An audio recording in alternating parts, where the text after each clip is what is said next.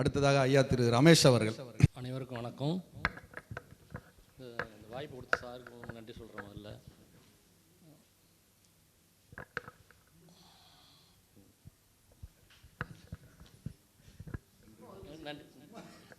நன்றி.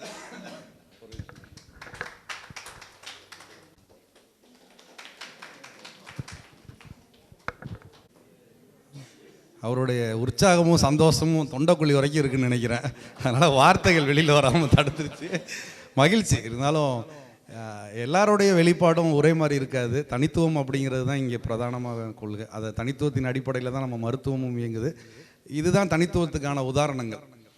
அரை மணி நேரம் பேசுகிறவங்களும் இருப்பாங்க, 5 நிமிஷம் பேசுகிறவங்களும் இருப்பாங்க, அரை நொடி கூட பேச முடியாதவங்களும் இருப்பாங்க. அதனால் அது தடைன்னு இல்லை, அவங்களுடைய தனித்துவம் அதுவாக தான் இருக்க முடியும் அப்படிங்கிறது தான் விருப்பம். ரூபரிக்கா அப்படியே மருந்தை போடுங்க அந்த பொட்டிலேருந்து எடுத்து.